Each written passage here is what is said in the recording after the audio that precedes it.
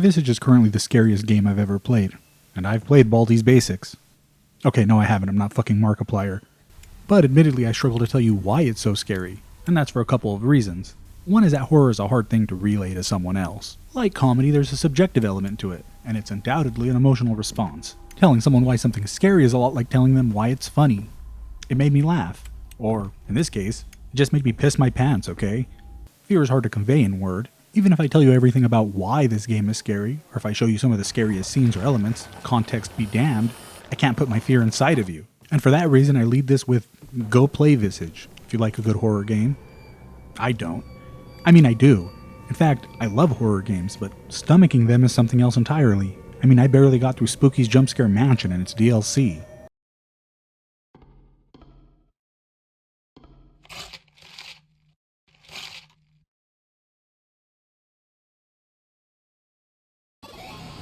That's a game that deserves its own glowing review, by the way. And here it is. It's free on Steam, so go fucking download it.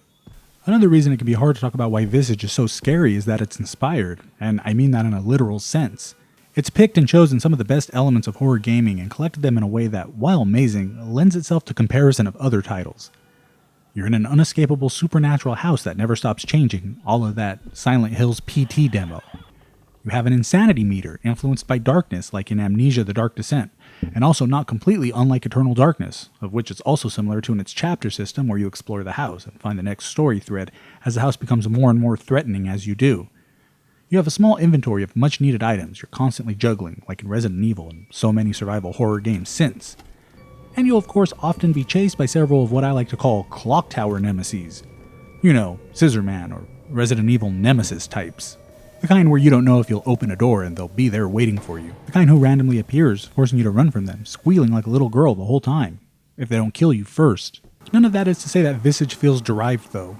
At least, not more so than any other horror games. Here I think that horror differs from comedy in that I think comedy is more cerebral, in that there are a million ways to make someone laugh. Horror is more primal and visceral, and there are really only so many ways you can make someone terrified, which is why jump scares are inevitable.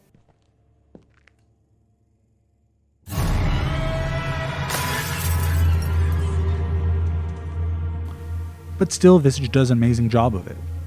The sound design of this game has got to be one of the best parts. I found myself turning down my speakers or headphones in order to have the guts to continue at several moments. You're constantly hearing whispers, footsteps, lights clicking off behind you, and doors closing.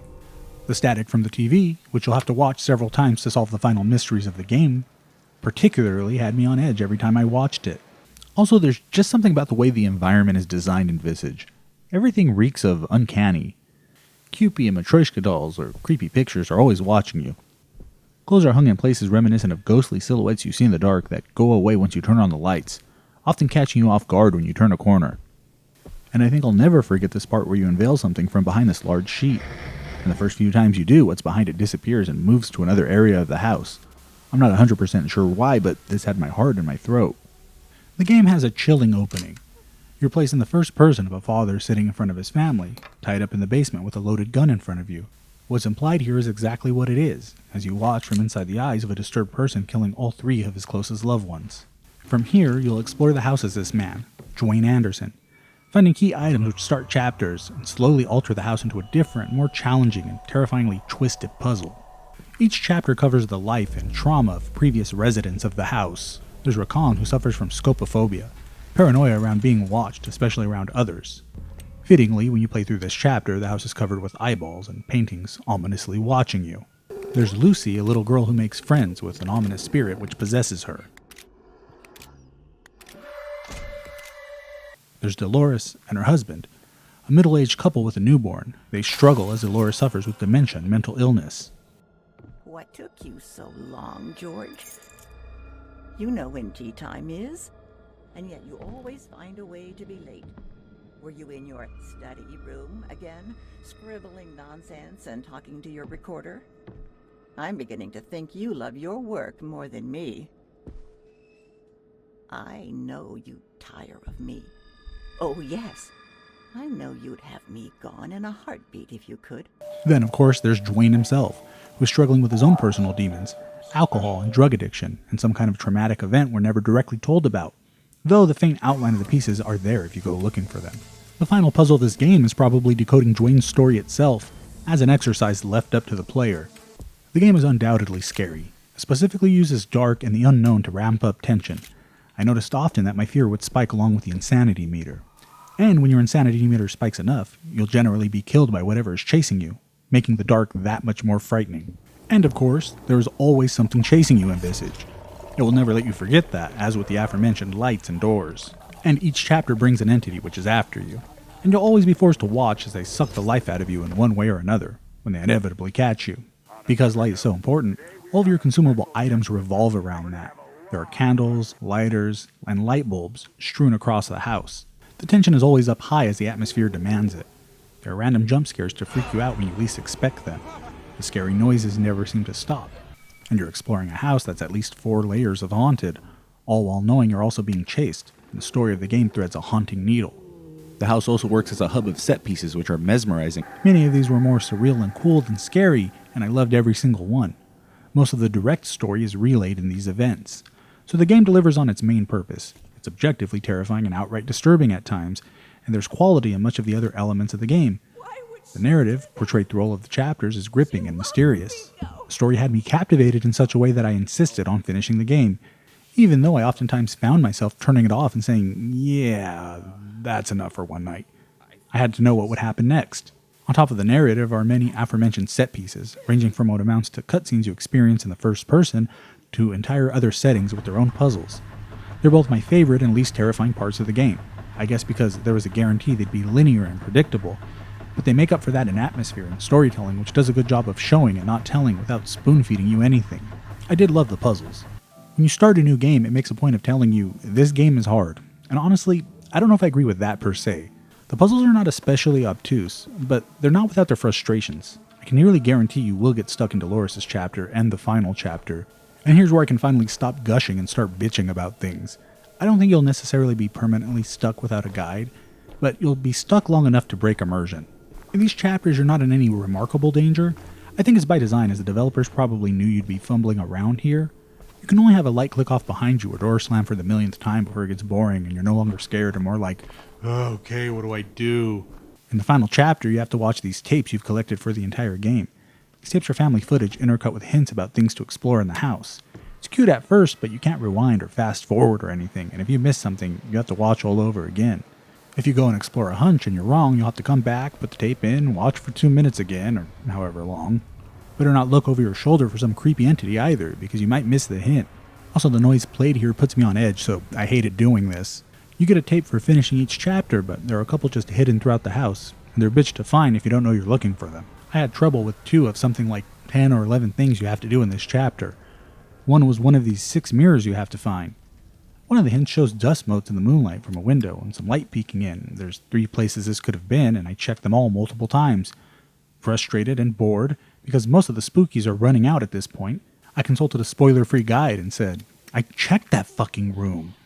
Then I went into the room and literally still had trouble finding it, even knowing it was there. It's tilted in such a way that it's like a 1-pixel diagonal line in the electrical room. Okay. The other thing was these floorboards in the mirror room. You have to open them with a crowbar. I watched the hint several times and just couldn't figure out where these were. In the game's defense, I rushed these puzzles a little because I was pretty excited for the set pieces they'd lead to. It's one of the cooler segments of the game. Care to share a drink with me? What a look you have! Are you tired somehow? I getcha. It's hard to rest in this place, isn't it? Yes, I know. I've been here for quite some time, you know, and I'm glad you came along. But hey, we're here to talk about you, right? Never mind my foolish burdens and talk to me.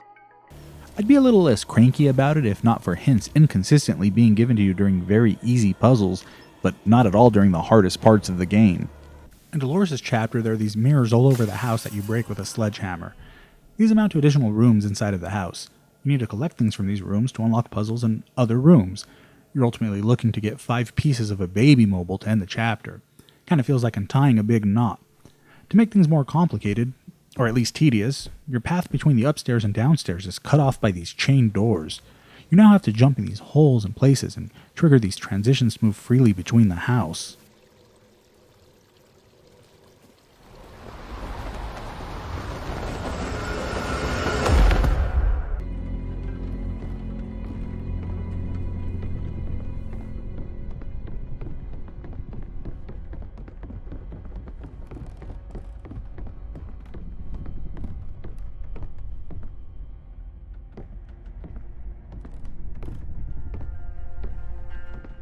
I would have gotten through the whole thing too, no problem, and been quite proud of myself, but I actually had to consult a guide here too, and it was completely not my fault. The game has weird behavior around anti-aliasing. It seems to go back and forth between fuzzy and sharp definition on things. When I first noticed this, I thought the pattern was the main house is sharp and the chapters, everything is fuzzy. Not so. The game would just randomly shift between them. This is intentional to some degree, even as stated by the developers on Steam complaints, but it's clearly actually buggy. See, there was this room in which I needed a note I found to solve a puzzle. Usually you can just read notes by right-clicking, but this note had a diagram on it. I couldn't tell, because it was just a black splotch. I discovered 4 out of 5 of the mobile pieces, and this was actually standing in my way from completing the rest, unbeknownst to me. So I consulted a guide with my tail between my legs, and found out I was supposed to be able to read this note. I solved the problem by turning up anti-aliasing, which solved the problem, but would actually creep back from time to time. I'm not the only one who had this problem. A Steam user here said he couldn't read the clocks to solve a later puzzle, which is also in line with the problem I had. I know this goes without saying, but there shouldn't be graphic settings in which the puzzles in your game break. Also, to quote this YouTuber talking about Mario creepypasta games of all things, Listen, if your horror game is pissing me off, then I'm not going to be scared by it. If I'm having to redo this crap over and over again, I'm just annoyed by it. You see those runs of people doing stuff like Five Nights at Freddy's Challenge Nights, and by the end of it, they're no longer scared, they're dead inside. and this was my biggest frustration in the game. It's definitely buggy. Even in this, its 3.04 final release version, which had some fixes put in. The game crashed on me twice, and once when I died I was transported to an all-black place in which I could do nothing and had to force quit. And it's not just on PC. I found Reddit comments on users who lost all of their lighters and couldn't continue the game on the PlayStation version. I always wondered what would happen if you actually ran out of light in this game. I had suspicions that the camera you find in Lucy's chapter is meant to be a worst-case scenario room lighting item, but I wouldn't know. I had enough light to get through everything. And that's the next biggest nuisance. Your inventory is just a pain in the ass, and it's for a couple of reasons. I like that you have a small inventory of dynamic items, in other words, your consumable and non-key items, but these items are all kinds of useless except for the pills and the Zippo lighters. Pills bring you back from the brink of insanity. Once you go too far, these are the only ways to get your sanity back, so you'll definitely want to hold on to these. Lighters light dark areas both for exploring and to keep your sanity. But then you have these more confounding items that I just don't understand. Like, okay, you have light bulbs to replace broken lights, but to what end? I never did this once. I think I may have found one broken light bulb to replace. Most of them work fine though, and honestly there's typically enough light inside the house, especially outside of chapters, that I was never like, damn, I wish I had a light bulb. They just take up space in your tiny inventory. I can only see these being helpful in one specific place where you need light bulbs to get around in this hallway, but you get 2 here and it's literally just enough to get through the segment. Then there are candles. Candles are useful in 2 ways. You can light them with your lighter so your lighter doesn't burn out as quickly, and there are places all over the house you can leave the candles so you can use them as temporary lights. It's a cool concept, but I swear to God I found 2 candles? Maybe? I have a sinking feeling in my stomach that it was just 1. I got through the whole game with just lighters. And when you get good at knowing where all your light sources are, you can avoid burning those out and needing pills. So the lighter is really kind of a one-man show, and it ends up being a dominant strategy. I feel like they wanted to do more with this concept, but just didn't have enough time or budget to really design the game around it.